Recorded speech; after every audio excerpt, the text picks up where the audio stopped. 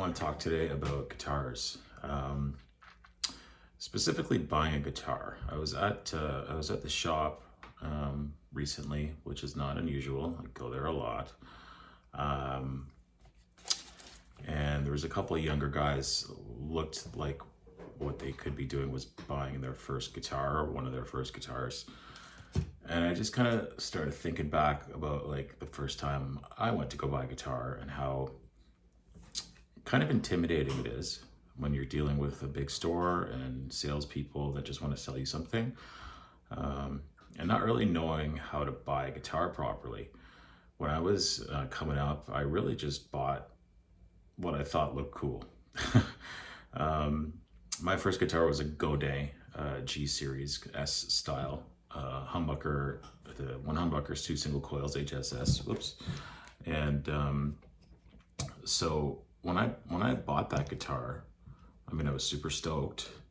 And after years though, I realized like, okay, maybe that's not the right guitar. So I wanted to just talk a little bit about, I don't know, 4 or 5 things to think about when you're buying your first guitar. Okay, so flashback to when I'm 16, I bought my first guitar. Walk into the store. If my current self told my younger self what to do first, here's what I would say. First thing to do, don't plug it in. Okay, that sounds weird, but hear me out. Let's say you go in, you're looking around, you find like a really nice one, it just catches your eye, you want to try it out. The first instinct you have is to go and plug it into an amplifier, obviously, because you want to know what it sounds like. That's important, but that's a trap. Don't do it right away, okay?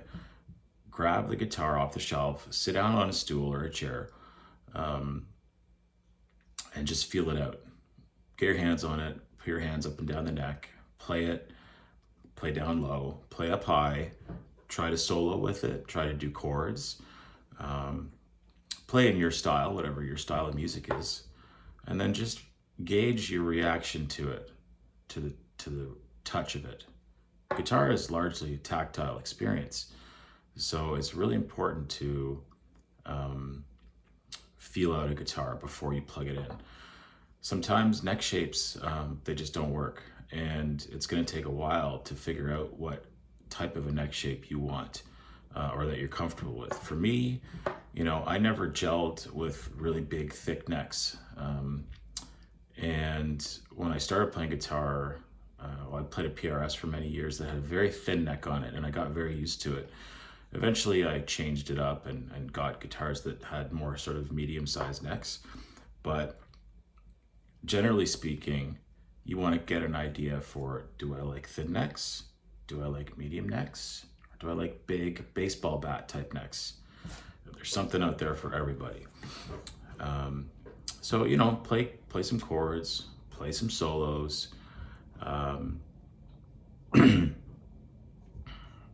get a feel for it, And what I highly recommend, and this is going to look weird and probably be a little awkward, grab a strap and put the guitar on a strap and stand up with it at your normal strap length and just feel how it sits on your body. That's really important, because if you get a guitar that you're distracted by how nice it looks or how good it sounds plugged in, you might not realize that it's got a bad feel to it and you can't quite connect with the guitar. So that's the first thing I'll say, is don't plug it in, give it some time. If it passes that test, you really like the feel, you really like the neck, you like it in different fret positions, then go ahead and plug it in, and really get a real feel for its sound. Take it through all its paces, do the different pickups, standard stuff.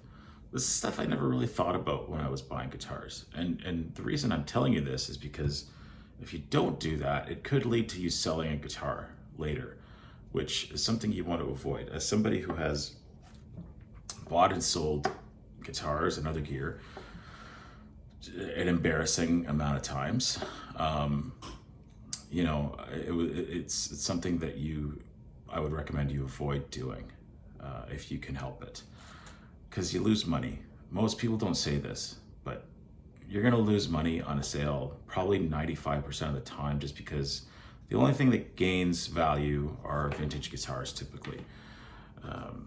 So if you're going to buy like an American Strat, play it for 2 years, oh, I don't like this, you're not going to sell it for what you bought it for, obviously. So, take your time. So you've tried it off the wall, unplugged. You decided that you like the neck feel, you like the way the body feels. You've tried it on with a strap. Then you said, okay, let's plug it in. Now you want to plug it into an amp that's close to the sound that you are going to go for as a musician. So if you're like a Fender player, plug it into a Fender amp. If you're a Vox player, a Marshall player, whatever, don't plug it into an amp that you aren't familiar with or don't understand the controls or the type of sound that you need to dial in for your music. If you have an amp at home, find one at the store that's closest possible to that amp. Even though you might get distracted and play the really cool high-end boutique stuff, whatever. Don't get distracted. And I think about buying guitars a lot like trying a shoe on or a pair of shoes on. So if you try a pair of shoes on, you go and you start walking around the store, you put these new shoes on, you start walking around, and you think about it, like the walking experience is distracting you because, oh, it's like a little tight up here, or I feel it in my heel there, or this kind of hurts when I walk. Don't buy those shoes. Do not buy those shoes. I apply the same principle to guitars. If it sounds weird, if it feels weird, if I don't immediately love it, I do not buy it. Because my personal opinion is I don't think you're gonna grow into liking a guitar. I just don't think you are. Every guitar I've ever bought, I've loved instantly. Well, of the ones that I still have. So I've definitely bought and sold some. So for instance, the only one I've never played before I bought it was my green iconic Strat, which you can see just right there. I got very lucky with that when I bought it from a store in the US a number of years ago, and when I got it and started playing it, I was just like so relieved because it was incredible. And I played it so much that I wore out the frets and I had to have the guitar refretted. Hasn't played quite the same since that refret, but I still love the guitar very much. So, okay, so now you've taken a guitar off the wall, you've played it for a little bit, unplugged, then you liked it, plugged it in, get a feel for the amp, get a feel for how the guitar responds, try different pickup configurations. Now what? Buy the guitar, right? No. Don't buy the guitar. Don't ever buy a guitar the first time you try it, ever. It's such a bad idea. I don't believe I've ever done that. I think I've come close where I'll sit down and play guitar like this thing's amazing. I have had that experience where I love the guitar immediately, but I always go home and sleep on it. So I think generally speaking, what you want to do is you want to go back at least 3 to 4 times, play that guitar again. Unplugged, plugged in, same deal. Just keep going back, do the same thing 3 or 4 times. I think the indicator that you're gonna have to buy that guitar is, are you really excited to go play it every time you walk into the store? I think that's the sign, For instance, this my main PRS, my McCarty, which is right there. You can kind of see it. Immediately loved it. It has a interesting neck shape. It's not like other PRS guitars. It's just perfect, and it sounded a lot like a bit more like a hi-fi version of my Les Paul. My Les Paul got very heavy and just kind of a pain in the ass to play live with. And so I just kind of retired it. I don't play with it anymore, just in the studio when I'm recording. But that PRS, man, It sings, it feels good, it looks great, but that's not the only, looks don't matter, right? Don't get a guitar because it looks cool. Get it because it serves your purpose and you really bond with it. You know, you really bond with it. So you want to buy the guitar. You've been back now 3 or 4 times and you get so excited every time you play it and you're like, that's the one, man, I gotta buy that thing. Now I'm gonna go against the grain here, because I literally have not ever taken this advice. I'm gonna say not ever, but mostly haven't.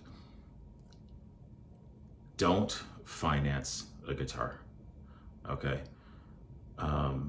It's so ubiquitous now. It's so easy to do. It's so easy to open an account at the store or at the bank or whatever.